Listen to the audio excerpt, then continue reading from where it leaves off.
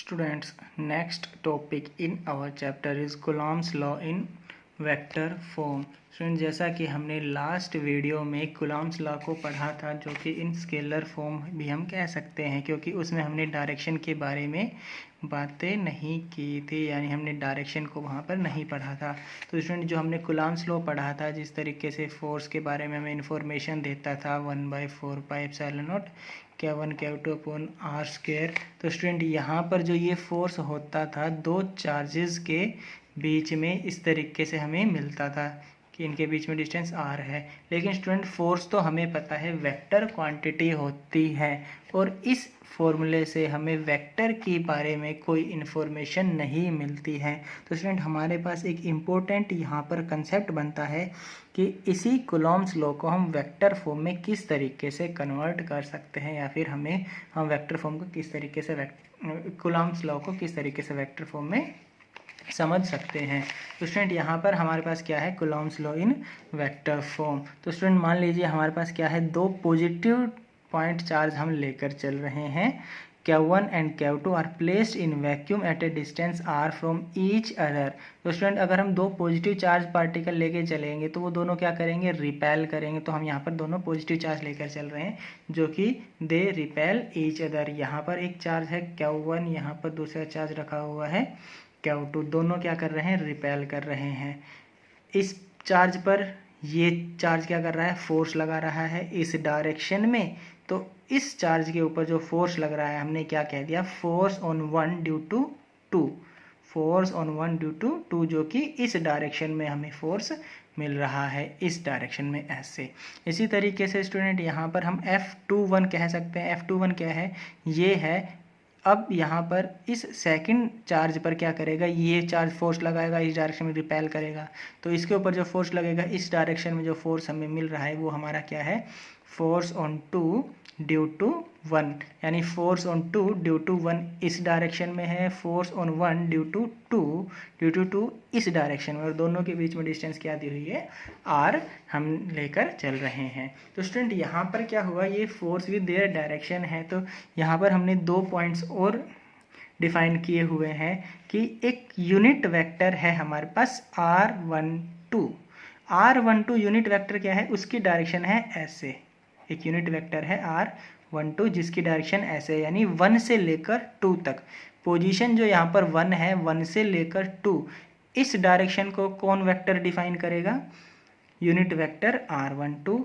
और जो हमारे पास यूनिट वेक्टर R21 है, यानी 2 से लेकर 1 तक, तो ये इसकी डायरेक्शन है ऐसे। यानी हमारे पास एक यूनिट वेक्टर है R21 जो कि इस डायरेक्शन को एक्सप्लेन करेगा, और एक वेक्टर है R12 जो कि इस डायरेक्शन को इंडिकेट करता है। जैसे कि यहाँ पर है, फोर्स क्या है हमारे पास, F21, force on the charge Q2 due to Q1, यानी ये force on 1 due to 2 F12, यानी force on charge 1 due to Q2, यानी ये चार्ज हुआ।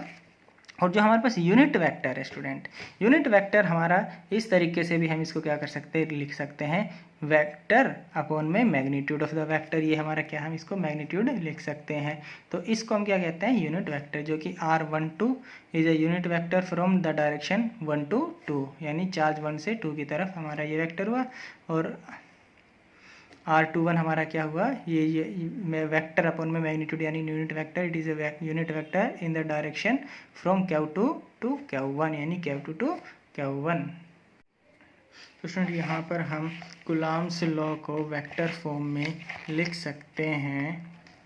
मान लीजिए हमारे पास क्या है, इन वेक्टर फॉर्म, कुलॉम्स लॉ को हम वेक्टर फॉर्म में लिख सकते हैं। मान लीजिए जैसे हमारे पास है F21 है, मान लीजिए F21 को हम कैसे लिख सकते हैं, 1/4πε0 Q1 Q2 आर स्क्वायर। ये तो स्टूडेंट हुआ हमारे पास मैग्नीट्यूड। और अगर हम डायरेक्शन को ऑब्जर्व करें, तो जो हमारा F21 है, F21 की डायरेक्शन ये है। तो F21 की डायरेक्शन को ये वेक्टर, देखो इस वेक्टर, इस यूनिट वेक्टर की डायरेक्शन क्या है, सेम वही है जो कि F21 की डायरेक्शन है, यानी R12 जो हमारे पास यूनिट वेक्टर है, इसकी डायरेक्शन सेम क्या है, वही है जो हमारा F21 की डायरेक्शन है। तो स्टूडेंट, हम यहाँ पर क्या कर सकते हैं, डायरेक्शन को मल्टीप्लाई कर सकते हैं, जो कि 1 2 यूनिट वेक्टर है। इसी तरीके से स्टूडेंट अगर हम क्या करते हैं F12 को फाइंड आउट करते हैं तो ये हो जाएगा 1/4 पाई एप्सिलॉन नॉट Q1/1 में Q2 आर स्क्वायर। ये हमारे पास हुआ मैग्नीट्यूड, और डायरेक्शन को अगर हम मल्टीप्लाई करें तो देखो F12 की डायरेक्शन ये है, जो कि इस डायरेक्शन को ये यूनिट वेक्टर रिप्रेजेंट करता है। इसकी डायरेक्शन और इसकी डायरेक्शन सेम है, जो कि R21 2 से 1 की तरफ ऐसे है। तो यहाँ पर डायरेक्शन मल्टीप्लाई कर सकते हैं, जो कि यूनिट वेक्टर है हमारा R21। ये हमारे पास इक्वेशन हुई नंबर 2। तो स्टूडेंट यहाँ पर हम क्या कर सकते हैं, जैसा कि हमें पता है जो ये यूनिट वेक्टर का मैग्नीट्यूड होता है 1। तो स्टूडेंट यहाँ पर अगर मैग्नीट्यूड दोनों का 1 है यानी सेम है, और डायरेक्शन देखा जाए अपोजिट है, एक की डायरेक्शन ऐसे है और दूसरे की डायरेक्शन ऐसे है, तो हम कह सकते हैं ये जो दोनों यूनिट वेक्टर हैं R21 और R12 ये इक्वल एंड अपोजिट हैं। अगर ये इक्वल एंड अपोजिट हैं तो स्टूडेंट मान लीजिए ये वाली वैल्यू मैं इस इक्वेशन में पुट करूँगा तो यहाँ पर हमें जो F21 मिलेगा वो क्या होना चाहिए 1/4 pi epsilon naught Q1 Q2 r square, और R12 के स्थान पर हम क्या लिख सकते हैं, इसके प्लेस पर हम क्या लिख सकते हैं माइनस R21 यूनिट वेक्टर, और माइनस साइन अगर हमारे पास बाहर हम लेके आते हैं तो हमारे पास ये फॉर्मूला आ गया ऐसे। ये 1/4 pi epsilon naught Q1 Q2 upon r square unit vector R21। और स्टूडेंट अगर हम ऑब्जर्व करते हैं जो ये वाली टर्म है, ये टर्म है हमारी F12 यानी 1/4 pi epsilon naught 1/4 pi epsilon naught Q1 Q2 upon r square Q1 Q2 upon r square R21 unit vector. तो हम इसको कह सकते हैं ये स्टूडेंट क्या है हमारे पास F12, यानी हम कह सकते हैं F21 unit vector is equal and opposite to the vector F21 जो हमारे पास फोर्स है it is equal and opposite to the force F12, यानी हम कह सकते हैं जो हमारा कुलाम्स लॉ है ये न्यूटन्स थर्ड लॉ को भी क्या करता है ओबे करता है। और स्टूडेंट अगर हम ये कहें अकॉर्डिंग टू द डायरेक्शन कि जो F21 और F12 की जो डायरेक्शन है, F21 की डायरेक्शन अलोंग 1 2 है और F12 की डायरेक्शन अलोंग 2 1 है, यानी इसकी जो डायरेक्शन अलोंग दिस यानी ऐसे है, इसकी डायरेक्शन इस फोर्स की डायरेक्शन है इसके अकॉर्डिंग ऐसे है, यानी इन दोनों फोर्स की डायरेक्शन क्या है along the line joining of these points हैं। यानी हम कह सकते हैं जो हमारे पास ये जो फोर्सेस हैं इन फोर्सेस की जो डायरेक्शन है along the line joining of these two forces है, यानी इसकी डायरेक्शन हम कह सकते हैं ऐसे है along these line of joining, और इस फोर्स की डायरेक्शन ऐसे है अलोंग दीज लाइन ज्वाइनिंग, यानी हम कह सकते हैं जो हमारे पास ये कुलाम्स लॉ है ये सेंट्रल फोर्स भी होगा। सेंट्रल फोर्स का मतलब क्या है स्टूडेंट कि ये अलोंग द लाइन ज्वाइनिंग क्या कर रहे हैं एक्ट करते हैं, यानी इस स्टेटमेंट के अकॉर्डिंग कह सकते हैं it obey Newton's third law of motion, third law of motion.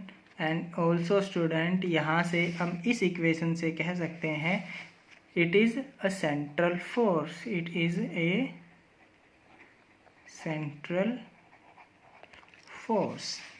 तो स्टूडेंट यहाँ पर हमारे पास कुछ लिमिटेशंस भी आ जाती हैं कुलॉम्स लॉ की, जो कि स्टूडेंट लिमिटेशन है हमारे पास 3 मेन लिमिटेशंस हैं। पहली लिमिटेशन है the electric charges must be rest at rest, यानी जो हमारे चार्जेस होने चाहिए स्टूडेंट वो क्या होने चाहिए रेस्ट पर होने चाहिए, उनकी वेलोसिटी 0 होनी चाहिए, तब हमें जो फोर्स जो हम कुलाम्स लॉ है उसको हम क्या कर पा रहे हैं अप्लाई कर सकते हैं। एंड द नेक्स्ट हमारे पास जो लिमिटेशन स्टूडेंट क्या है the electric charges must be point charge. तो स्टूडेंट यहाँ पर जो पॉइंट चार्ज का मीनिंग होता है, पॉइंट चार्ज का मतलब हम कह सकते हैं कि जो साइज ऑफ चार्जेस या फिर जिस बॉडी पर हम चार्ज को डिस्ट्रीब्यूट करेंगे, चार्ज करेंगे, किसी बॉडी को चार्ज करेंगे, उस बॉडी का चार्ज क्या होना चाहिए, बहुत ही छोटा होना चाहिए as compare to the distance. जैसे कि हम स्टूडेंट इसको कह सकते हैं, मान लीजिए हमारे पास क्या है कि दो चार्जेस हैं, इन चार्ज का साइज इस डिस्टेंस के कंपैरिजन में इसका जो साइज होगा वो बहुत ही कम होना चाहिए। तो हम क्या कह सकते हैं, ये जो चार्जेस हैं हमारे पॉइंट चार्ज होंगे, तो हम इसको क्या कह पाएंगे स्टूडेंट, पॉइंट चार्ज। अगर ये पॉइंट चार्ज हमारे यानी ये चार्जेस हैं, इनका डायमेंशन इस लेंथ के कंपैरिजन में कम हो तो। And the third one is the separation between the charges must be greater than the nuclear size, और अप्रोक्सीमेट जो न्यूक्लियस का साइज होता है स्टूडेंट वो होता है 10⁻⁻15 मीटर। तो जो हमारा ये कुलाम्स लॉ होता है स्टूडेंट, ये कब एप्लीकेबल होता है, जब दो चार्जेस के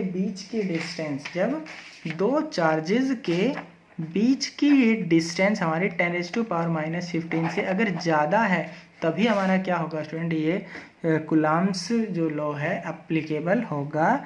अगर ये डिस्टेंस, दोनों चार्जेस के बीच की जो डिस्टेंस है वो 10⁻⁻15 से कम कर देते हैं तो स्टूडेंट वहाँ पर दूसरा फोर्स एक्ट होने लग जाता है, जिसको हम कहते हैं स्ट्रॉन्ग न्यूक्लियर फोर्स, जो कि न्यूक्लियस के अंदर एग्जिस्ट करता है, जो कि प्रोटॉन प्रोटॉन, प्रोटॉन न्यूट्रॉन और न्यूट्रॉन न्यूट्रॉन के बीच में एक्ट करता है। तो स्टूडेंट अगर यहाँ पर डिस्टेंस 10⁻⁻15 से कम हो जाती है तो न्यूक्लियर फोर्स क्या करता है, डोमिनेट्स करता है ओवर द इलेक्ट्रोस्टैटिक फोर्स, यानी हमें न्यूक्लियर फोर्स वहाँ पर मिलना स्टार्ट हो जाता है।